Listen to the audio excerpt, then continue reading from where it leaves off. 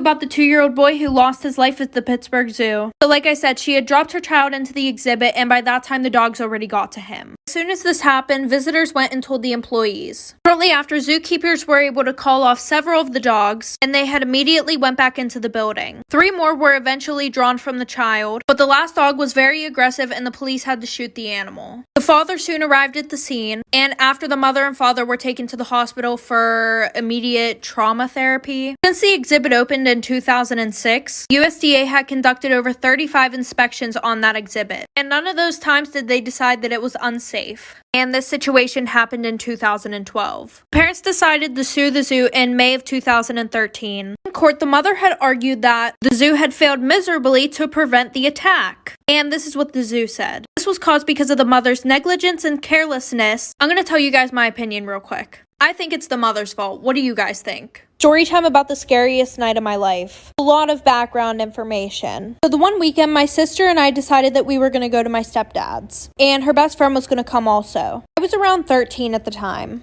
Well, my stepdad and my mom had been broken up for about a few months, but my dad was okay with us going to our stepdad's because he had been with our mom for around 7 years and he's always been good to us. And my stepdad's was 2 hours away. So fast forward, we get to his house, and my sister and her friend wanted to go to a party. Now, me being older now, I knew that they didn't want to bring me because they were around 16 and I was only 13, but I still tried to tag along. Well, they weren't really talking to me or anything, and I hadn't seen my mom in almost a year. So I told my stepdad that I wanted to go and see her, which was a super big deal because she absolutely hated my stepdad. And she didn't want him around us. And by the way, she lived like 5 minutes from him. So if she found out that we went all the way up there to see him and not her, she would have flipped. So he drives me to my mom's house, like for part 2. Part 2 about the worst night of my life. So before I got to my mom's house, I called her. And I pretty much just told her that I was with my stepdad and I wanted to come see her. Like I said, she lived 5 minutes away. So as soon as we pull up, she walks outside. And she starts screaming at my stepdad. She's like, "Those are my kids. You're not allowed to see them, blah, blah, blah." Even though my dad had full custody and he could decide who we could and couldn't see. So after that, we walk in the house. She isn't saying anything. And this house is pretty much like a trap house. There was a knife holding the door shut. Not a kitchen knife, like an actual knife that you stab people with. She's like, "You can sit down, make yourself comfortable." And I didn't want to sit down because I saw needles everywhere and I just saw a rat crawl under the couch. So I was like, "No, I'm fine." And then she was like, "Sorry, not everybody can be rich like you." Which, just to make clear, I'm not rich. I just knew that she was doing drugs with her boyfriend in that house. After that, she pulls the knife that was holding the door shut out and points it right at me, like for part 3.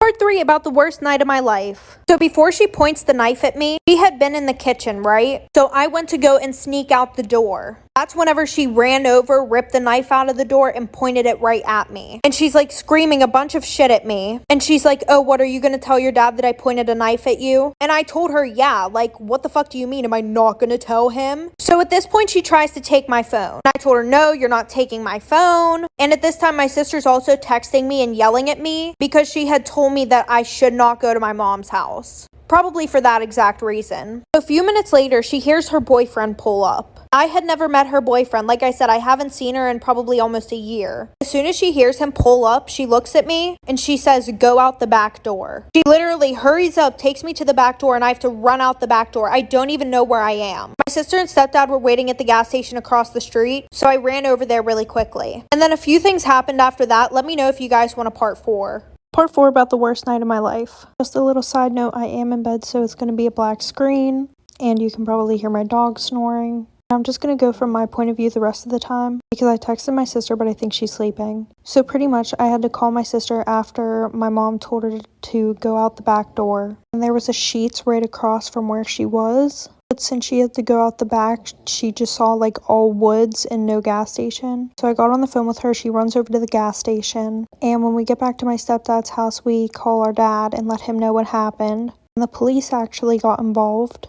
And they had called my dad because my mom had called them and told him a bunch of stuff that just wasn't true. Like saying that my stepdad was a pedophile and stuff. Just like saying stuff that could actually ruin this man's life. And usually my stepdad would come pick us up and then drop us back off. But the police said that my dad had to come get us tomorrow morning, even though he had full custody and could decide who we could go with and stuff. So my dad came the next day and picked us up.